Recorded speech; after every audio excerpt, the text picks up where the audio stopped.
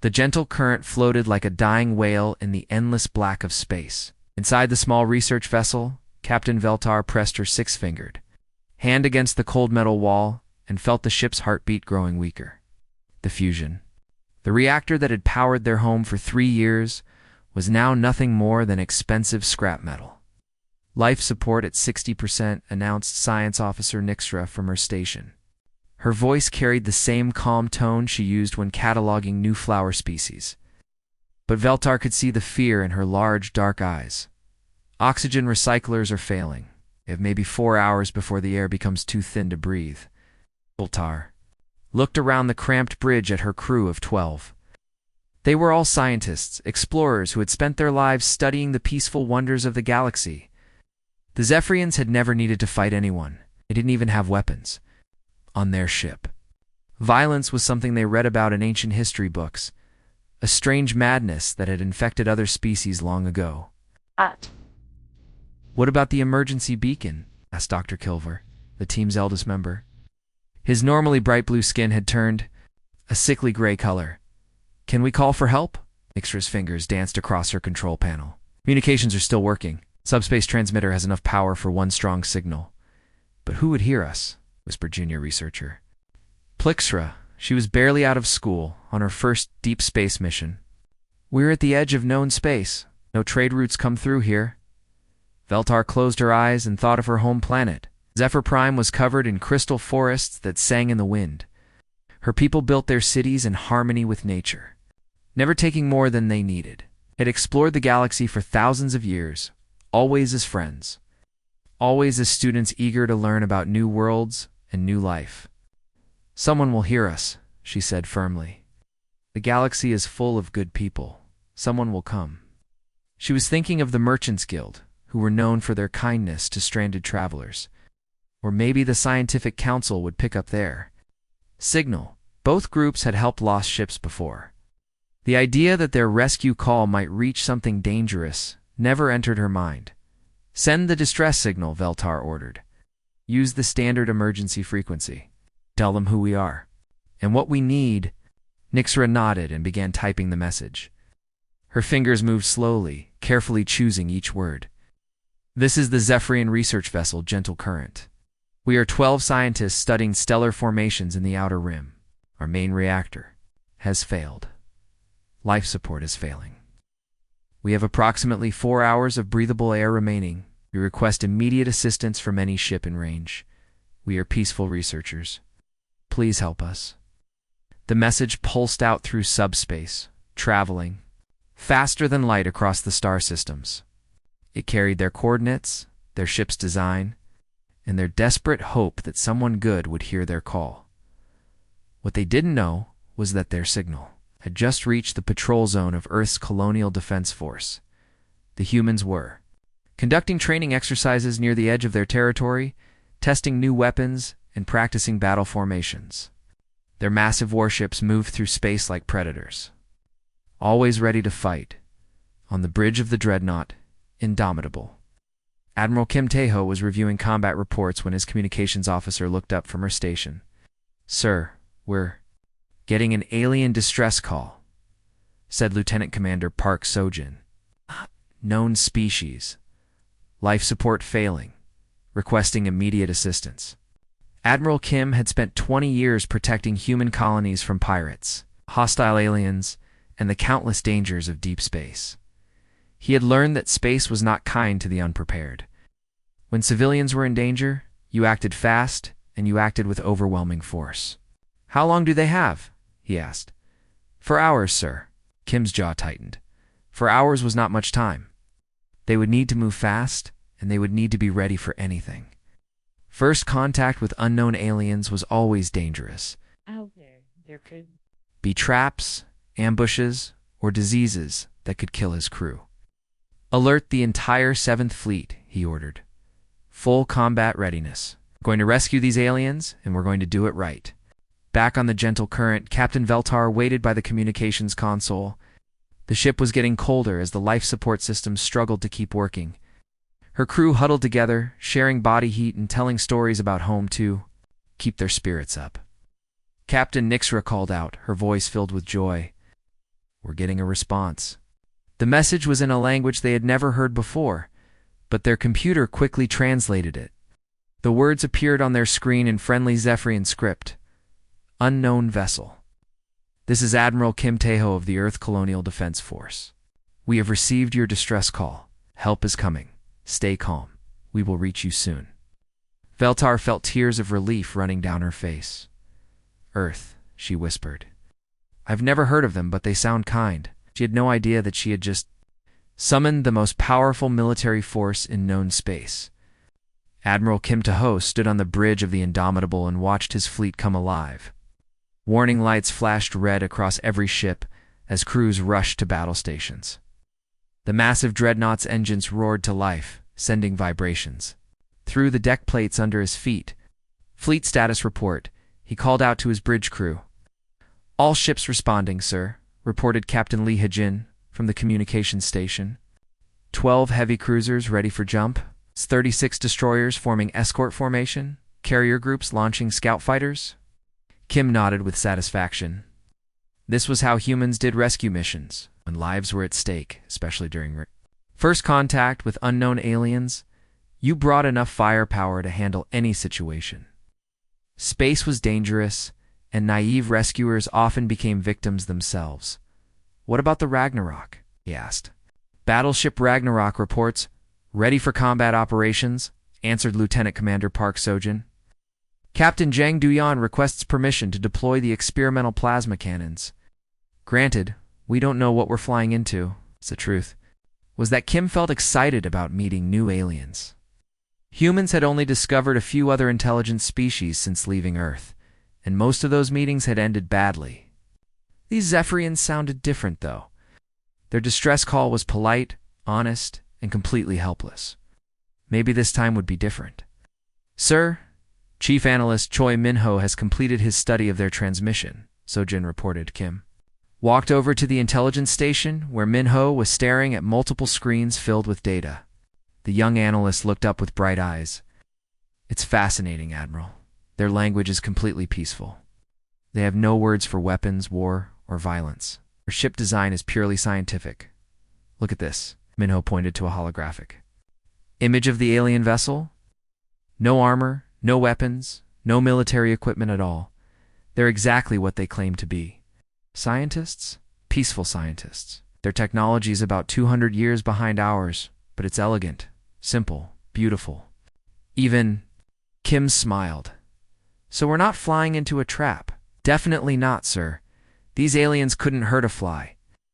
What Kim didn't realize was that his rescue fleet was being watched. All across the galaxy, automated monitoring stations were tracking the massive energy signatures of human warships. The numbers were terrifying. On the distant world of Hegemony Prime, Defense Minister Crystal stared at his tactical display in horror. How many ships did you say? 52 major vessels, sir, his aide whispered. Plus fighter squadrons, support ships, and logistics. Craft. Total fleet strength? Approximately 300 vessels. For a rescue mission? That's what their communications indicate, sir. Crystal's four arms trembled. His species had fought wars for 10,000 years, but they had never seen anything like this.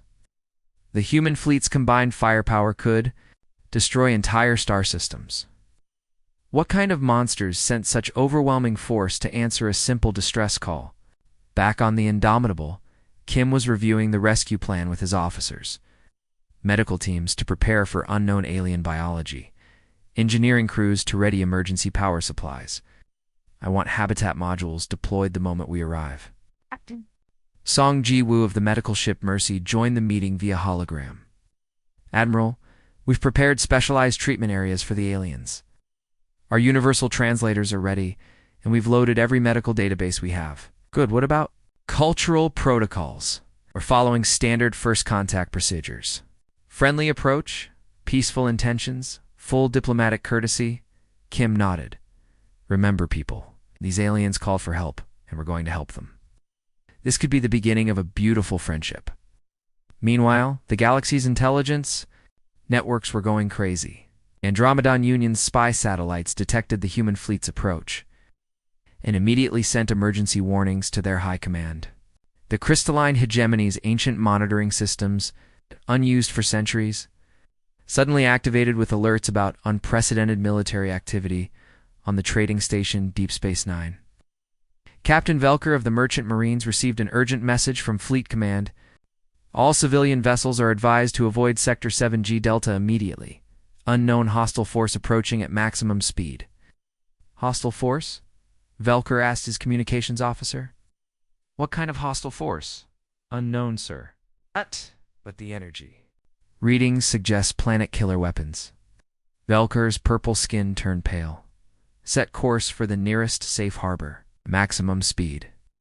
The human fleet jumped to hyperspace, their massive ships disappearing in flashes of blue light. They left behind energy signatures that made monitoring stations across 3 sectors scream with warnings about incoming invasion forces. Admiral Kim stood quietly on his bridge, watching the swirling lights of hyperspace outside his viewports. He was thinking about the scared aliens waiting for rescue, hoping they could hold on just a little longer. His fleet carried enough firepower to conquer small empires, but all he wanted to do was save 12 frightened scientists. Time to target, he asked. 37 minutes, sir? Good. Signal the fleet. When we arrive, I want perfect formation. Show these aliens that Earth's finest are here to help. He had no idea that his perfect formation would be interpreted as the most terrifying battle array in galactic history. The emergency alarm had never sounded this loud in the Galactic Council chambers. Council member Thrick slithered quickly across the polished floor, her tentacles clicking against the marble as she rushed to her seat. Around the massive circular room, representatives from 47 different species were arriving in panic. Order. Order, shouted Supreme Counselor Vexen, his crystal body flashing bright red with stress. This emergency session will come to order. The holographic display in the center of the room showed a star map with dozens of red warning signals blinking, like angry eyes. Thrix had never seen so many alerts at once in her 50 years of service. Report from Defense Intelligence, Vexen announced. Councilmember Thrix will brief us on the situation. Thrix's tentacles shook as she activated her datapad. Hours ago, our monitoring stations detected massive military movement in the Outer Rim. An unknown species has deployed what appears to be the largest war fleet in recorded galactic history. Gasps echoed around the chamber. Representative Kildar of the Peaceful Alliance stood up, his thin body trembling. How large? Major warships. Energy signatures unlike anything in our databases. Ow. Their main vessel generates more power than our entire home defense fleet. The room fell silent. Even the normally calm delegates from the Ancient Brotherhood looked worried.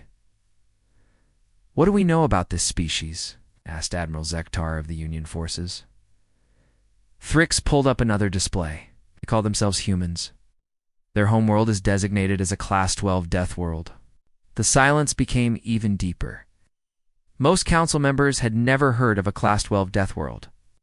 The rating system only went up to Class 10. Explain, Vexen ordered. Their planet has gravity 3 times galactic standard. Most of our species would be crushed just standing on the surface. The atmospheric pressure would kill us in minutes. But that's not the worst part. Thrix activated a video feed showing Earth's surface. The council members watched in horror as massive storms swept across continents. Earthquakes split mountains in half, and volcanoes painted the sky red with fire. The entire planet is trying to kill everything that lives on it, Thrix continued. Predatory animals hunt in packs. Other systems that would destroy our cities happen every few weeks. And somehow this species not only survived, but became the dominant life form. Representative Plixana of the Garden World spoke up, her voice barely a whisper. What kind of monsters must they be? Our analysis suggests they are incredibly violent and aggressive. Look at their military technology. The display changed to show technical readings from the human fleet. Plasma cannons that could crack moons. Armor plating designed to survive direct hits from fusion bombs. And these are just their smaller ships. Admiral Zektar studied the data with growing alarm. What are their intentions? They heading? For populated systems? It's the most concerning part, Thrix said. They appear to be responding to a distress call from a Zephyrian research vessel. the Zephyrians. Counselor Vexen's crystal form pulsed with confusion. But they're harmless scientists. Why would anyone attack them? We don't think the humans are attacking them. I think they're using the distress call as an excuse to establish a forward military base in that sector. The implications hit everyone. At once, the Outer Rim sector was perfectly positioned for attacks on 6 different civilizations. If the humans established a base there, they could strike anywhere in the local galaxy cluster. Have the Zephyrians been warned? Asked Representative Yiltar. We've tried to contact them, but they're not responding to our signals. Either their communications are down, or Thrix didn't finish the sentence, or the humans had already captured them. This is clearly an invasion force, declared Admiral Zektar. No species sends 50 warships to answer a simple distress call. It's impossible. Unless, whispered Counselor Murdoch of the Academic Union, helping people is just how they justify their aggression to themselves. That thought scared everyone more than direct threats would have. Species that convinced itself it was helping, while it conquered, would be impossible to negotiate with. What's our military response? Asked Vexen. Admiral Zektar activated his own display. I'm mobilizing the Union's 7th Fleet immediately. 43 ships, including our best dreadnoughts. The hegemony has agreed to send 30 vessels. The Academic Union is providing support ships. Crystalline Collective is activating our ancient defense weapons, added Representative Crixville. We haven't used them in 2,000 years, but desperate times require desperate measures. What about evacuation procedures? Asked Representative Plixana. Already in progress. 3 civilizations have begun moving their populations away from the contact zone. We're treating this as a full-scale invasion threat. Throughout the galaxy, military commanders were waking up to the worst nightmare they could imagine. An unknown species with overwhelming firepower was moving through space, and their intentions were completely unclear. On his flagship, Admiral Zektar looked at the tactical display showing human fleet movements. They're not even hiding, he told his officers. They're moving in perfect formation, like they want everyone to see them. Maybe they're trying to intimidate us, suggested his tactical officer. Or maybe they're so powerful they don't care. Who knows they're coming? Neither of them considered that the humans were simply being professional about a rescue mission. The human fleet dropped out of hyperspace like thunder rolling across the sky. One moment there was only empty space around the tiny Zephorian vessel. In the next moment, 52 massive warships surrounded them in perfect formation. The gentle current looked like a small bird caught in a storm of metal giants, Captain. Beltar pressed her face against the viewport and gasped. The human ships were enormous. Her main vessel was longer than 3 Zephorian cities placed end to end. Weapon barrels jutted from every surface like the spines of some terrible space creature. Warning lights blinked red and blue across there. Holes? Are they going to attack us? Whispered junior researcher Plixra. I don't know, Beltar replied. They look so scary. But then something unexpected happened. The human ships began deploying what looked like small buildings from there. Cargo bays. Gentle mechanical arms extended from their holes, and bright lights illuminated the darkness around the gentle current. Captain? Called Science Officer Nixra from her station. They're sending us a message. The main screen flickered to life, showing a human face. Admiral Kim Taeho looked tired but kind.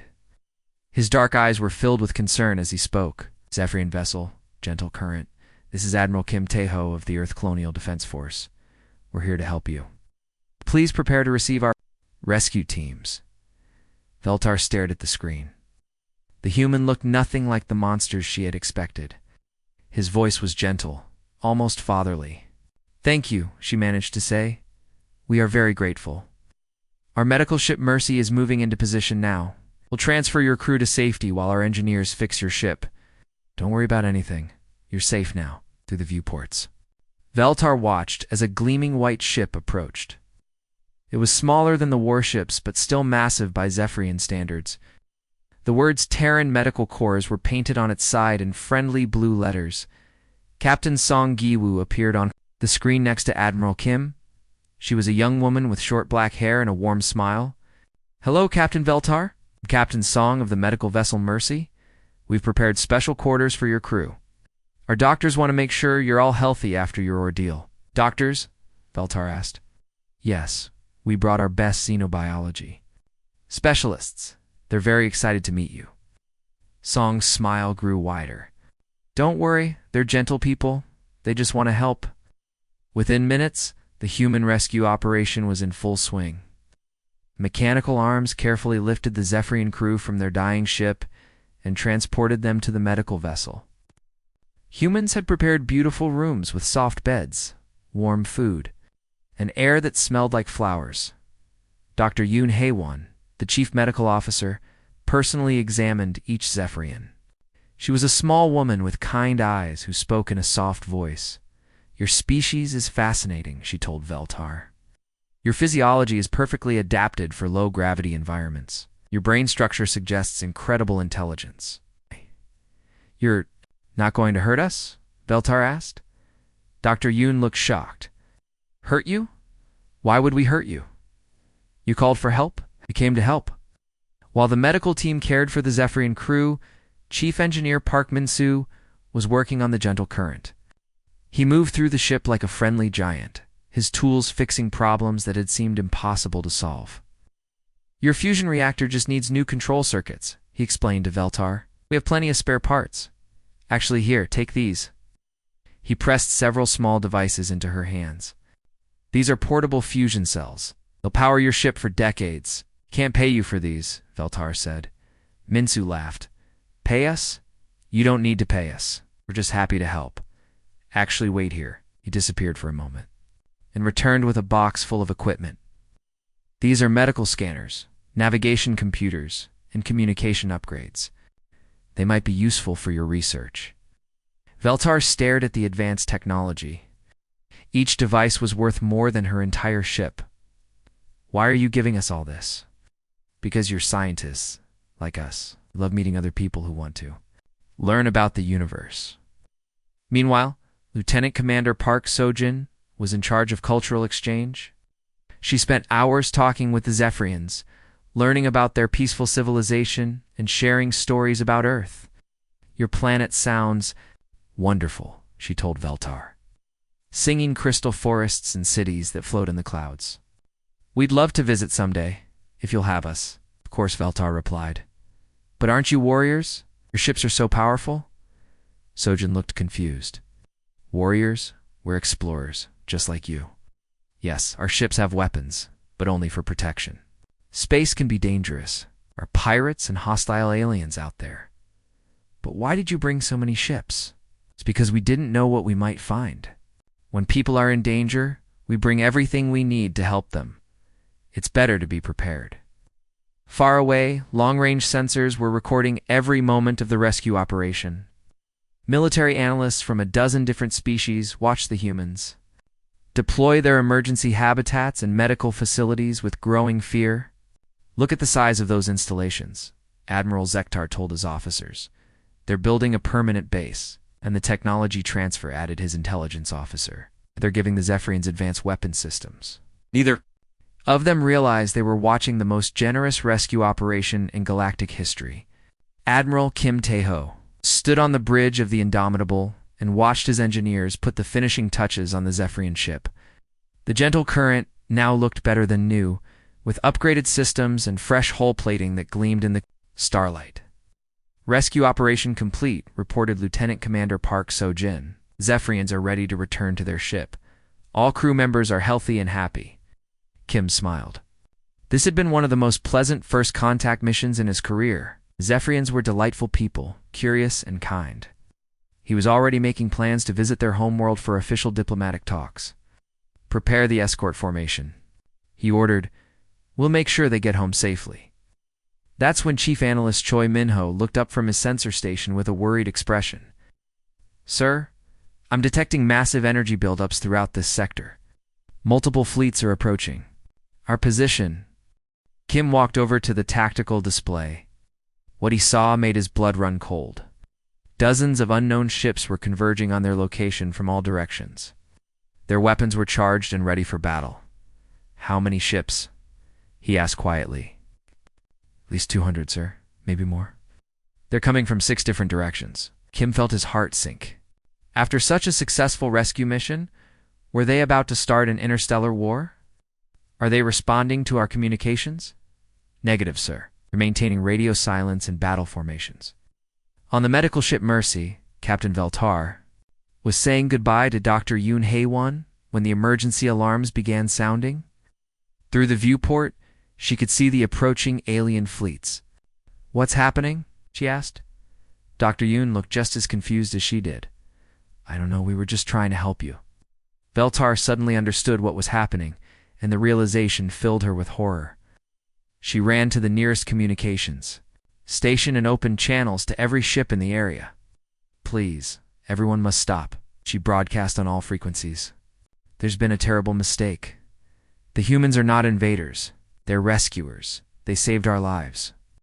Her words echoed across space. Reaching the bridge of Admiral Zektar's flagship where the Union commander was preparing to open fire. She'll just say, rescuers? Asked his tactical officer. That's impossible, Zektar replied. No one sends 50 warships to rescue 12 scientists, but Captain Veltar wasn't finished. Listen to me, please. We sent a distress call because our ship was dying. The humans came to help us. They fixed our ship, gave us medicine, and treated us like honored guests. They gave us gifts. They want to be our friends. Supreme Counselor Vexen, monitoring the situation from the council chambers, felt his crystal body flickering with confusion. She sounds sincere. Of course she sounds sincere. Admiral Zektar argued over the com channel. They probably threatened to kill her if she didn't cooperate. No. Veltar's voice carried pure desperation. You don't understand. They deployed their entire fleet just to save us. 12 people they had never met. They risked their own lives flying into unknown space because strangers needed help. That statement hit the galactic forces like a physical blow. The idea was so alien, so impossible, that it took several seconds for anyone to respond. Admiral Kim, listening to the conversation, finally understood what was happening. He activated his own transmitter and spoke calmly to the assembled alien fleets. My name is Admiral Kim Tae-ho of the Earth Colonial Defense Force. We received a distress signal from the vessel Gentle Current. 12 civilian scientists were dying in space. We responded with appropriate force to ensure their safety and to protect our own people during first contact with unknown aliens. We seek no territory, no conquest, no dominance. We came here only to help people who needed help. You sent a battle fleet to answer a distress call, asked Counselor Vexan, his voice filled with disbelief. Yes, Kim replied simply. That's what we do. When people are in danger, we help them. All of them, even strangers. The silence that followed lasted for nearly a full minute. Across the galaxy, military commanders and political leaders tried to process this impossible information. A species with the power to conquer entire star systems had used that power to save 12 scientists. Admiral Zektar finally spoke, his voice quiet and uncertain. You really came here just to rescue them? Yes, and you gave them advanced technology as gifts. Basic supplies, Kim corrected. Nothing they couldn't figure out themselves in a few decades. Captain Veltar's voice joined the conversation again. They gave us fusion cells that will power our ship for 50 years. Medical equipment that will help us explore safely. Navigation computers better than anything we've ever seen. And they asked for nothing in return except friendship. The galactic fleets began powering down their weapons. One by one, ship commanders realized they weren't facing an invasion force. They were looking at something much more dangerous to their understanding of the universe, a species that was genuinely good. We would like to establish diplomatic relations with the Galactic Council, Admiral Kim continued. Captain Veltar has agreed to serve as our cultural ambassador. Perhaps we can learn from each other. And so humanity entered galactic civilization. Not as conquerors, but as the people other species called when they needed help. The humans accepted their role as protectors, while the rest of the galaxy slowly learned to understand these paradoxical Deathworlders, who wielded terrible weapons with gentle hearts. Captain Veltar kept her promise, becoming humanity's first true alien friend and helping bridge the gap between two very different ways of thinking about power and responsibility.